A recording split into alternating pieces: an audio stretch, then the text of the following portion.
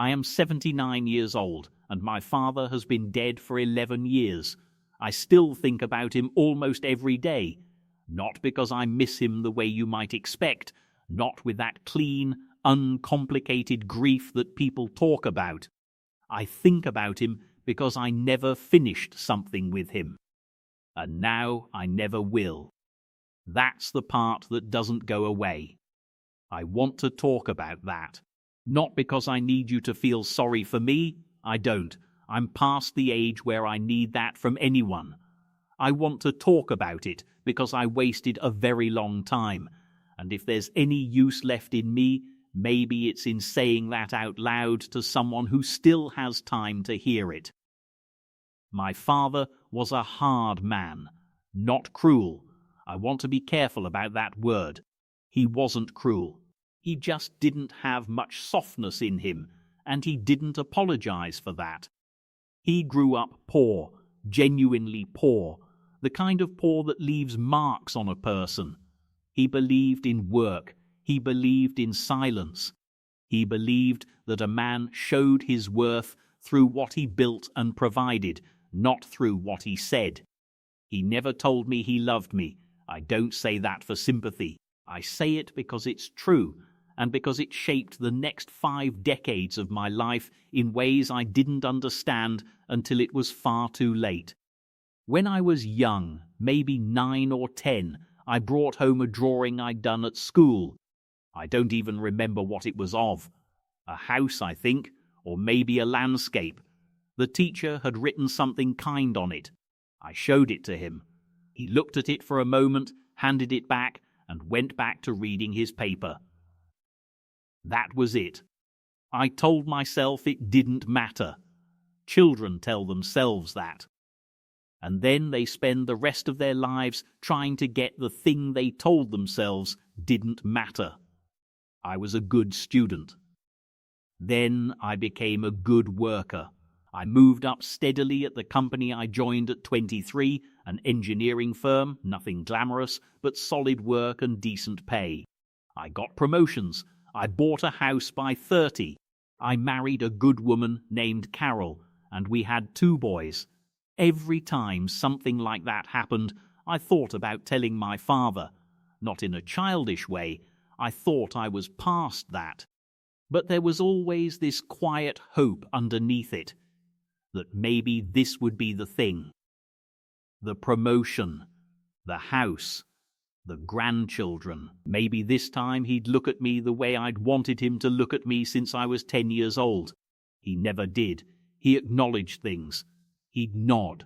Sometimes he'd say, "Good." That was about the range of it.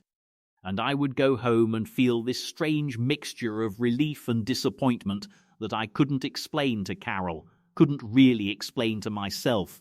So I'd go back to work. I'd push harder.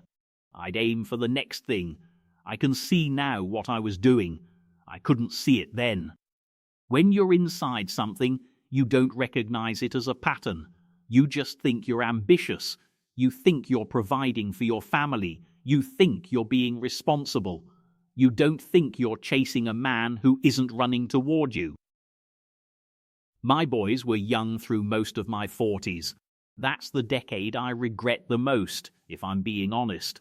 Not because I was absent in the obvious ways. I was home most nights. I didn't drink. I didn't disappear. But I was distracted. There's a kind of absence that doesn't look like absence from the outside, and that's the most dangerous kind. My older son Daniel had a period in middle school where he was struggling. Socially, I think. Maybe with confidence. Carol tried to talk to me about it a few times, and I listened, but I didn't really hear her. I was managing a large project at work. There was a lot of pressure that year. Daniel got through it on his own. Or with Carol's help. He turned out fine. He's a good man now. But there was a window there, a few years where he needed his father to be present in a specific way, and I wasn't. I was there, but I wasn't there. I didn't understand the difference until much later. My father came to visit us occasionally, not often, and when he did, I noticed I would straighten up. I'd want the house to look right. I'd want to seem competent and settled. I was in my 40s, a grown man with a career and a family, and I was still performing for him. He never commented one way or the other. He got sick when he was 81, a series of small strokes, and then the decline that follows those. My sister and I shared the responsibility of checking on him. I drove up on weekends when I could. In those last couple of years, I kept thinking there would be a moment. Some conversation. I had it half scripted in my mind without realizing it.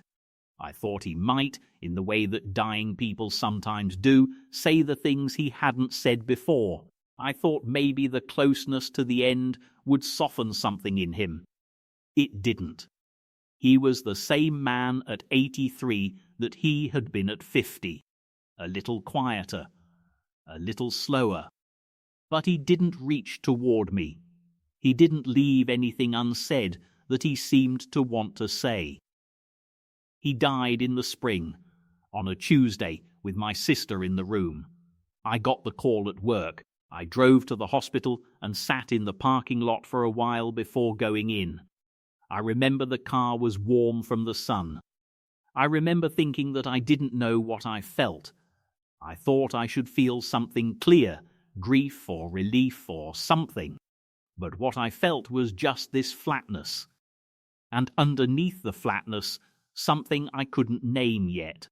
It took me about 2 years to name it. It was the end of something that had never started. I'm not telling you my father was a villain. He wasn't. He was a man formed by circumstances that had nothing to do with me. I understand that now. He did what he knew how to do, and in the ways he understood, he did provide for us. He kept us fed and housed. He showed up. That was his language.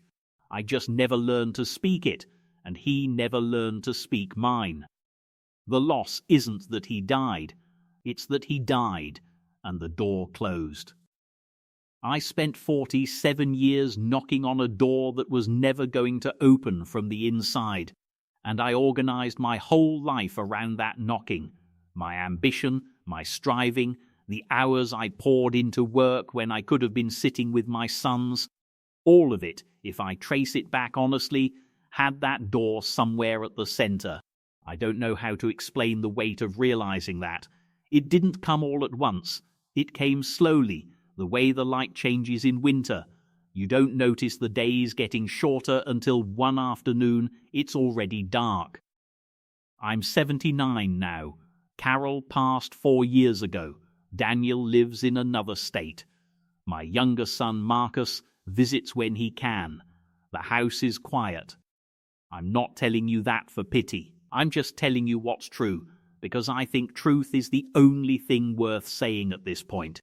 If you are young and your father is still alive, even if he is the kind of man I've described, I'm not going to tell you what to do. That's not my place.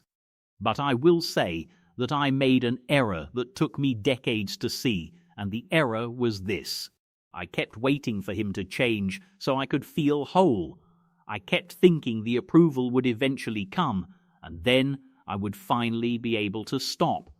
Stop striving, stop proving, stop performing. I thought the peace was on the other side of his acceptance. It wasn't. It couldn't have been. No one can give you that. I understand that now. I understood it too late to do much with the understanding, but I understand it. The peace, if it exists at all, has to come from somewhere else. From looking directly at your own life and deciding what it means to you. Not to your father, not to anyone watching. I didn't do that until I was in my late 60s. By then, Carol was sick and the boys were grown, and the years I would have spent differently were already spent. There are things I cannot fix. I know that. I'm not looking to fix them. I don't lie awake thinking I can go back and do it over. I'm past that kind of thinking. But I do sit some evenings in the chair by the window and I think about Daniel at 12 and about all the conversations I half listened to. I think about Carol telling me something important while I was mentally still at the office. I think about what it would have felt like to stop, just to stop for a while and be where I was. I think I would have liked that. I think they would have too. If something in this meant something to you, I'd be glad to know. Not for the numbers, I don't understand any of that, but because it helps a little to think this conversation reached someone. Take your time while you still have it. That's all I know how to say. That's the whole of it.